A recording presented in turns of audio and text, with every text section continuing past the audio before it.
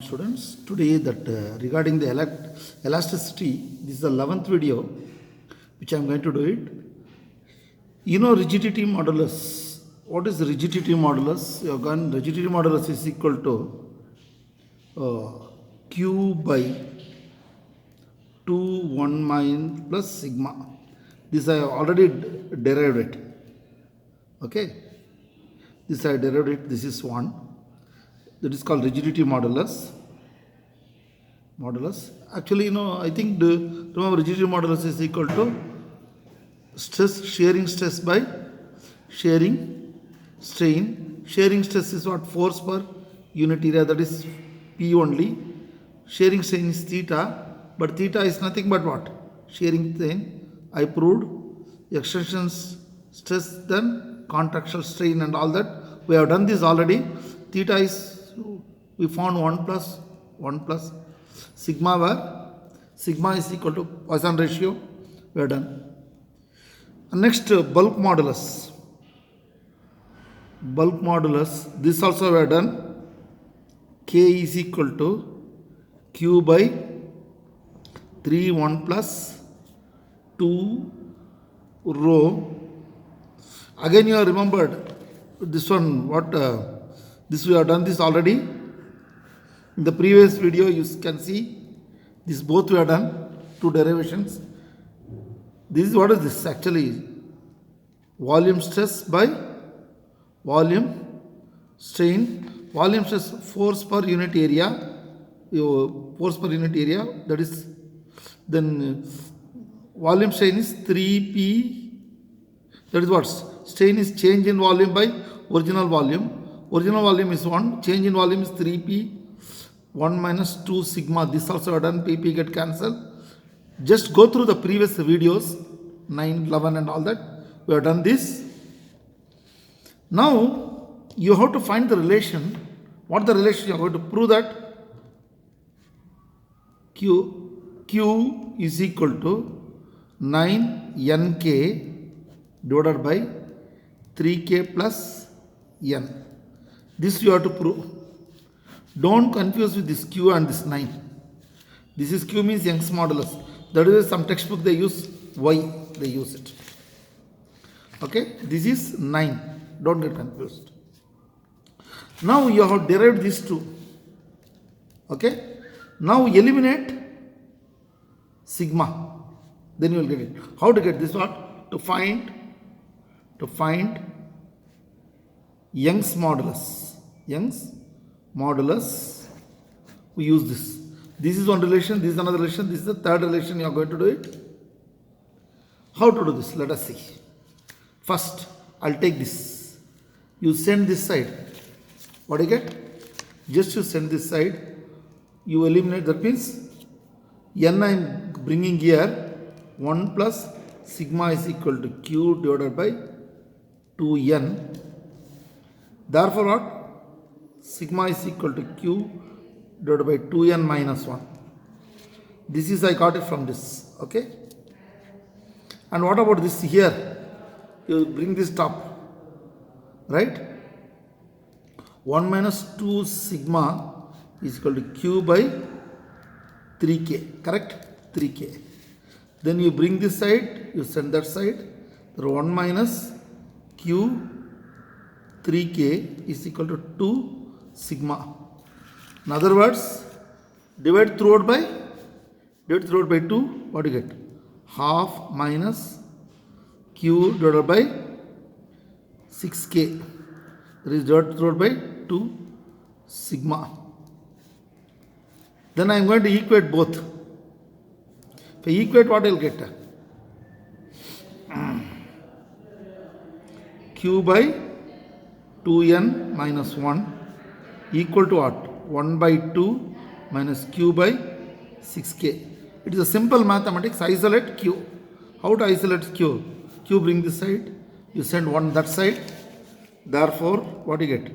Q by 2n plus q by 6k is equal to half plus 1. That you get what? 2, 1 plus 2, 3 by 2 I get it. Okay. Then what? Multiply throughout by 6. If I multiply throughout by 6, what you'll get here? 6. Or else you do one thing. Q you take it outside as a common factor. 1 by 2n plus 1 by 6k is equal to 3 by 2. Then what will next? See, all I am doing the waste paper only, I am working it out.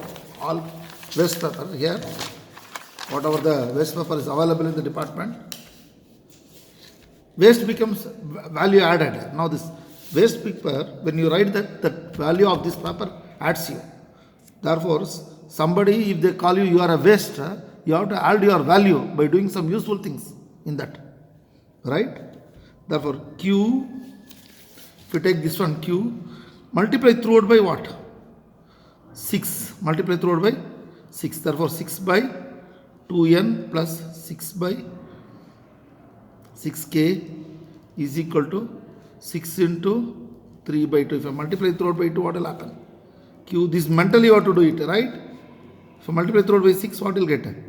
3 by n plus 1 by k is equal to 9. Then Q, what is the LCM? Nk. 3k plus n is equal to 9. To cross multiply, Q is equal to 9nk divided by 3k by n. You have got this. This is the relation Q, third relation. You have got it now. See, therefore, how to get the third relation? You have done all the three relations. Okay? Therefore, you can get the derivations. Next, limitations of another question is what? Limitations of sigma. What are the value? See, now I know k is equal to, what is that? K is equal to q by 3 1 minus 2 sigma. See, now already it has come to my mind very well. I remembered because several times I am doing it. Q is equal to 1 plus 2 sigma. All these things only it has a value. You remember just before the exams, 2-3 times you do it. Then what I do is, for this, in this derivation, to get this value, I eliminated, what I did? I eliminated sigma. Here, eliminate Q. Eliminate Q to get the value of sigma. Therefore, Q is equal to what? Q is equal to 3k 1 minus 2 sigma. Here also Q is also equal to what? 2n 1 plus sigma. Now equate Q here both the side. Therefore what you get? 3k 1 minus 2 sigma is equal to 2n 1 plus sigma. Then multiply 3k minus 6 sigma is equal to 2n plus 2n sigma. You send this side, you bring this side. 3k minus 2n is equal to 2n sigma plus 6 sigma. 6k, see here 6k, here 6k, right? Then sigma is the common factor, 2n plus 6k is equal to 3k minus 2n. So sigma is equal to 3k minus 2n divided by 6k plus 2n. Or if you want, you can write 3k minus 2n divided by 2 comes 3k plus n. This also you can remember, but most of the textbook they given like this. Now here, see, this is the first page and this is the second page. Okay. Now, how to do the see, for the analysis purpose, what you do is this, I got it. Without analysis, just you take this portion, this part. This part alone I am writing it. What I do is I am bringing this down. 1 minus 2 sigma is equal to, see this I got it, no doubt. Sigma, if I write it here, 2n 1 plus sigma divided by 3k. Now, here I said sigma is already positive. It is a positive value only. If it is a positive value, the value of n and k are always positive. Always positive. That is, n is greater than 0, k is also greater than 0. N is positive, this is also positive. Then the above equation, no? This above equation fully, this quantity. N, this sigma also positive. Right? Sigma is also positive. But thing is, therefore,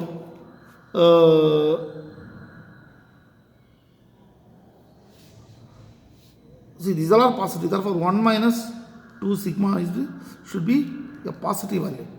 This all should be a positive value. Positive value means 1 minus 2 sigma should be greater than 0.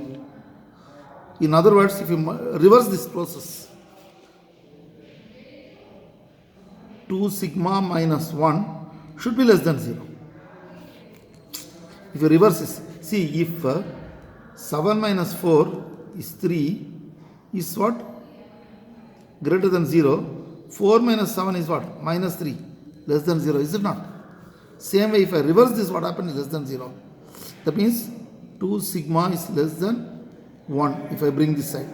Or sigma should be less than half. What is the limiting value? Less than or equal to half. Therefore, for the limitations, the limiting values of sigma is what? Is always lies between what? 0 to half. That is 0.5. This is theoretical. What is theoretical value? This is a practical value. If I say this is negative, see, if it is a positive, negative, and see, so many discussions goes on. But you write this much if you know, that is more than sufficient. All right. Therefore, it always lies between 0 to half. Sigma value is always 0 to half. See, negative. See, what do you mean by this? Sigma is negative means what you get? This means lateral contraction. Lateral contraction. Sorry, lateral elongation. It means lateral elongation. That is wrong. And longitudinal contraction. Longitudinal contraction. It is a meaning wrong. It is. If some student they'll ask if this is why I am telling this is positive, no? This should be always positive, right? If it is a negative, what happen? It is lateral elongation becomes contraction. Actually, this is sigma is contraction by elongation. That is the way it's been done. Therefore, thus limiting values always lies between this and this. Don't scratch your head much on this, okay? But you go through detailedly with the different textbooks, you will understand the physical meaning. For the exam point, only this, okay?